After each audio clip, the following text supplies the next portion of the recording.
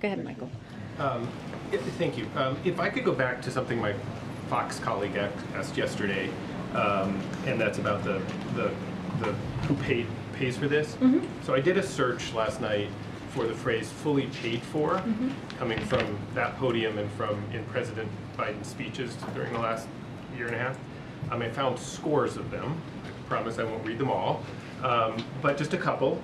You quoted experts saying that the package referencing the IRA would, quote, quickly and noticeably bring down healthcare costs for families would be more than fully paid for. Jen Psaki talked about on February 2nd, he's committed to sustainable and responsible policy and ensuring that our long-term investments are fully paid for, like Build Back Better.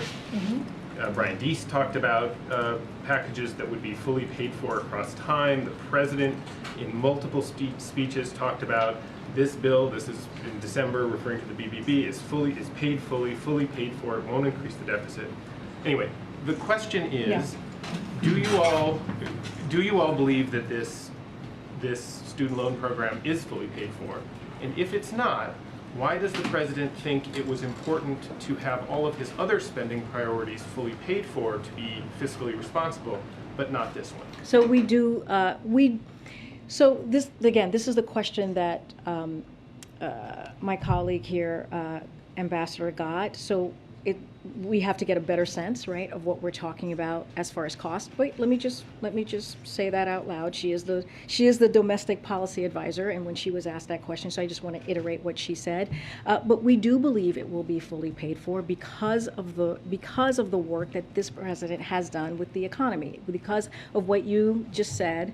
Well, what I just said is what we have done to bring down the deficit reduction. That matters, and the work that we'll continue to do. Look, when you look at IRA, it is also that $300 billion deficit is going to matter, right? When you think about that 1.7 trillion by the end of this fiscal year is going to matter as well. And also, here's the thing: when we talk about the pause being lifted, that's going to bring $50 billion per year back into the Treasury, right? That was actually not happening throughout almost for 2 years now. So that's going to be coming back at the same time that basically people are getting these benefits from this plan. Just to clarify, though, the previous, whether it was the Build Back Better proposals or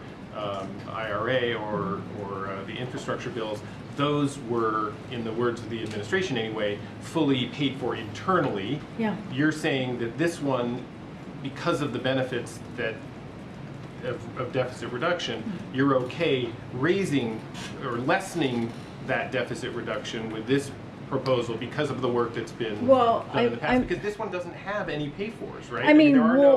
There are no mechanisms that internally to this that would raise money at the same time that it's here's what I would say. I mean, the question was asked to me earlier about how there's some Democrats who are not happy with this, and so because they wanted more or they didn't want it at all, right? And what the president did, that step that he took, was to do this in a fiscally responsible way. This is what we believe. This is why it took us this time to do the legal review, to look at the process. This is why we didn't do the 50,000. We did up to 20,000. This is why my colleagues here at the podium said, well, let's see who actually takes advantage of this. Then we'll have a better sense of what this is actually going to cost. But when you think about the $50 billion that goes back into the Treasury, when you think about the lowering the deficit that we have, which is historic, the 1.7 trillion, the 350 billion the first year of the president's administration, that matters. And it is, it is one of those things that, always welcome this conversation, but what we have done is fiscally responsible. What the last administration did was not. It just was not. And what they did with cutting taxes for the wealthy, they 85% of folks making it went to 85% of folks who were making more than $75,000 a year. We're actually doing the opposite. And it should matter that this president is trying to give some breathing room for people who've been literally crippled by this, by this pandemic, by what has happened the last couple of years. And so, again, the way we see it is we've done it in a fiscal balanced, responsible way. We will see who takes advantage of this, but this is going to help 43 million people. And just think about it, if people are saving a little bit of money, right, they are going to go buy that house. They're going to start a family. This matters in so many ways. So that matters more than keeping the deficit lower by including something that would offset whatever the cost might become. Yeah, I mean, look, we don't believe that it's going to increase the deficit, because what we're saying that is the 1.7 trillion, right? We've done the work, right, to lower the deficit.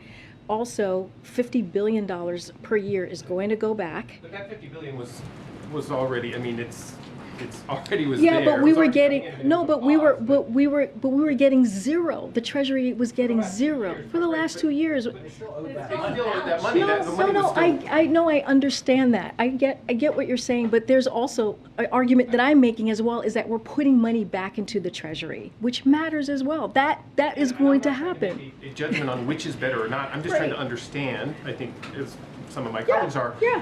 If what you guys are saying here is basically the president has made a determination that helping people with their debt is important enough, and in your words, matters enough to spend what could be, estimates of $300, $400, $500 billion, or without explicitly saying where that money is coming from, and that will, obviously, and that you're willing to use the deficit savings that you have claimed to do that. And I guess that's what I'm trying to understand. No, and I'm trying to explain to you how it will offset, how all of this would be offset once the pause is lifted, and also once this process with the student loan is also done. So there is a process here, right, that is, we believe, is going to offset that.